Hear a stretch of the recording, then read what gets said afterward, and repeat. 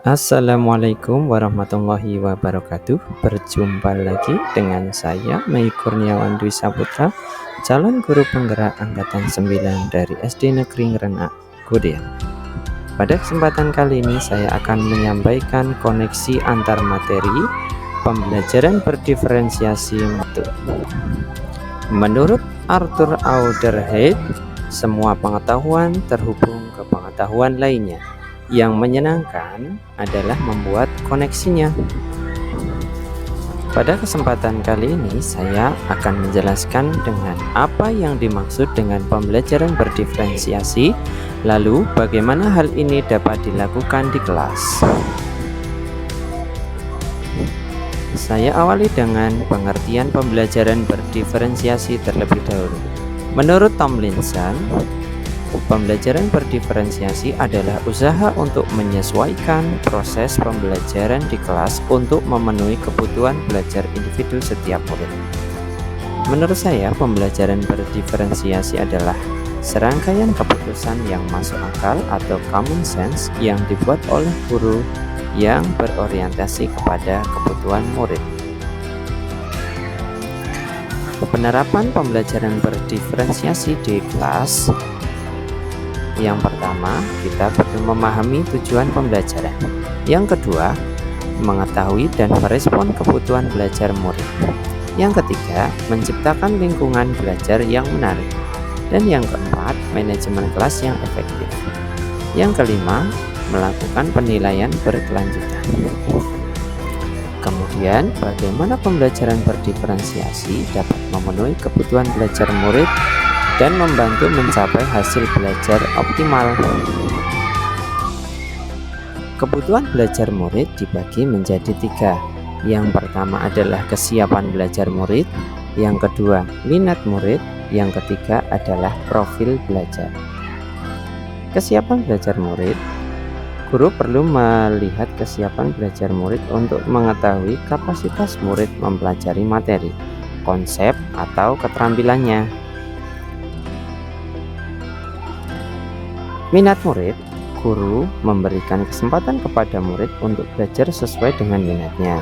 Belajar sesuai dengan minat dapat meningkatkan motivasi murid untuk belajar. Profil belajar, guru memberikan kesempatan untuk belajar secara alami dan efisien yang bergantung pada gaya belajar, kecerdasan, majemuk, budaya, dan lingkungannya. Kebutuhan belajar murid dapat diidentifikasi dengan berbagai cara sebagai berikut. Yang pertama, mengamati perilaku murid, mengidentifikasi kemampuan awal, review dan refleksi praktek pembelajaran, berkomunikasi dengan guru sebelumnya, membaca rapot murid sebelumnya, dan penilaian diagnostik dan formatif. Strategi pembelajaran berdiferensiasi dibagi menjadi 3. Yang pertama adalah diferensiasi konten, yang kedua adalah diferensiasi proses, dan yang ketiga adalah diferensiasi produk. Diferensiasi konten, guru menyesuaikan materi, penyampaian pembelajaran menyesuaikan dengan kebutuhan belajar murid yang beragam. Diferensiasi proses, guru memvariasikan proses belajar yang dijalani sehingga mereka memahami isi materi sesuai dengan pemetaan.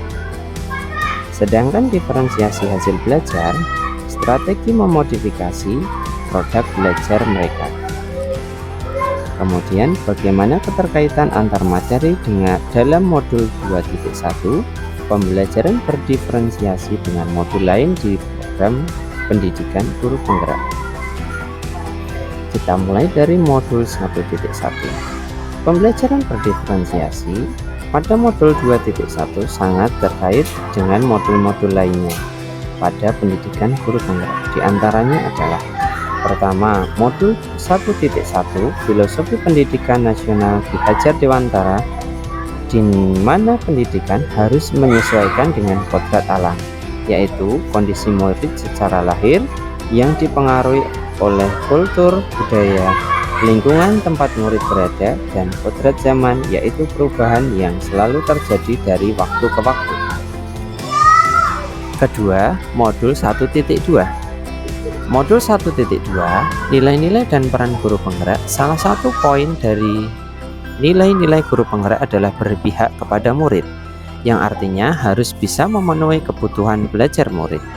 Selain itu, peran guru penggerak adalah sebagai pemimpin pembelajaran, yang artinya harus mampu mengatur dan merencanakan pembelajaran dengan baik dan mampu mewujudkan kepemimpinan murid.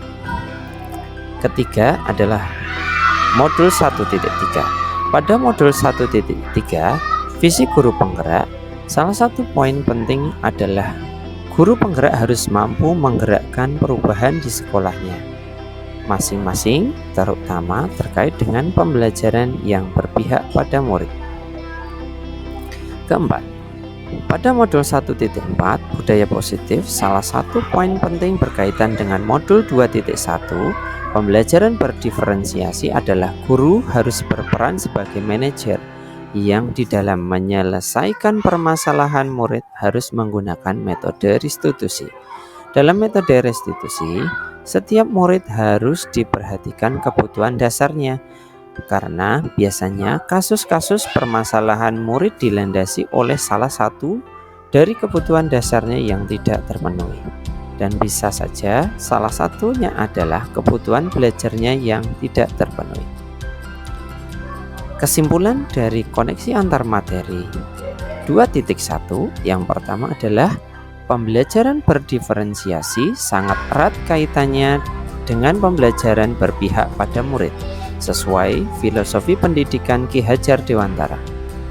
Nilai-nilai yang melekat pada guru mandiri, reflektif, kolaboratif, dan inovatif serta berpihak pada murid merupakan komponen utama dalam mewujudkan pembelajaran berdiferensiasi.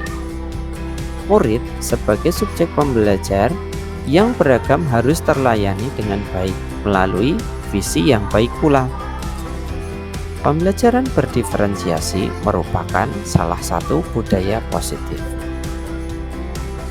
Itu tadi yang dapat saya sampaikan terkait dengan koneksi antar materi 2.1 dalam program guru penggerak kali ini.